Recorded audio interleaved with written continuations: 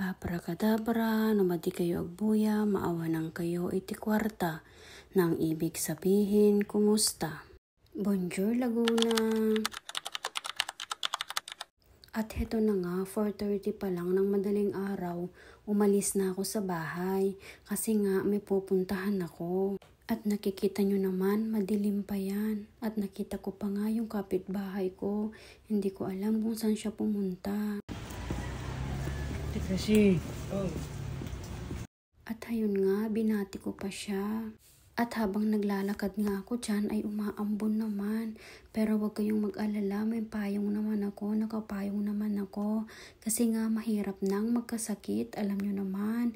Mahal ang magpa-hospital dito sa Pilipinas. Kaya mag-iingat na lang tayo palagi para hindi tayo magkasakit. Alam nyo naman dito sa Pilipinas, diba? At ayan nga, alam nyo ba na ang pupuntahan ko sa Manila pa? Tignan nyo naman, malayo-layo ang aking biyahe ngayon.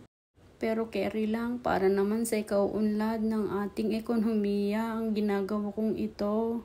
At ayan nga, sumakay na ako ng helicopter. Ayan lang naman ang tanging sasakyan dito. At eto na nga, nakarating na nga ako dito sa Manila, maliwanag na.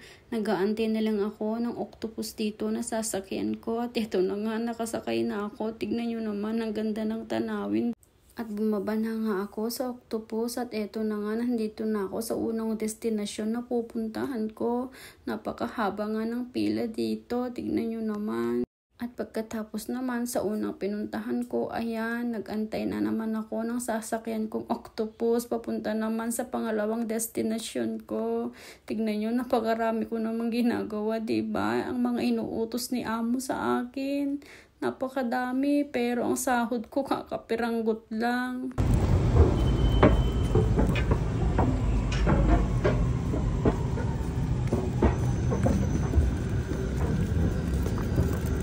Kaya ayan, napapaisip na tuloy ako na mag-ibang bansa kasi nga napakahirap naman ng buhay dito. Ang dami kong ginagawa samantalang kakapiranggot lang ang binibigay ni amo sa akin na sahod. At ayan nga, naglalakad na ako papunta sa pangalawang destinasyon ko. Tsaga-tsaga na lang sa paglalakad para tipid-tipid din kasi nga kakapiranggot nga lang ang sahod natin pagkakasyahin natin yun, diba?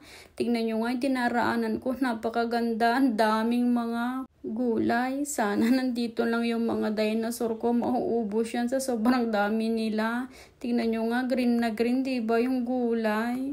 At ayan nga, malapit na akong makarating sa patutunguhan ko. Tignan nyo, ang haba na naman ng pila ng nadatnan ko dito. Tignan nyo, pero sabi ko nga sa inyo, tiyaga-tiyaga lang. Pag may tiyaga, may nilaga. At pagkatapos ko naman sa destinasyon ko, umuwi na ako. Ayan, for the lakad na naman tayo. Habang naglalakad nga ako, ang dami kong iniisip. Ang dami ngang gumugulo sa isip ko. Pero ang iniisip ko na lang, ipagkakatiwala ko na lang kay Lord ang lahat. Siya na ang bahala sa akin. Alam ko naman, hindi niya ako pababayaan. At heto na nga, nag-aantay na naman ako ng octopus na sasakyan. Pauwi naman ito. At alam nyo ba, nung hindi ko pa na-discover itong Redemptress na to na sasakyan, ay naku po, nag-angkas ba naman ako 150, samantalang dito sa LRT na to is ano lang siya, 30 pesos. O diba nakatipid ang lola nyo? Hanggat kaya ko kasi magtipid, nagtitipid ako. At alam nyo naman, ang hirap ng buhay, kaya kung kailangan magtipid, magtitipid. At alam nyo ba, mag-isa lang ako naglalakad dito sa Manila. Buti na lang kamo, nandyan laging tumutulong sa akin si Magta, si Magtanong. Siya, sige, paano ba yan? Hanggang dito na lang. Mercy.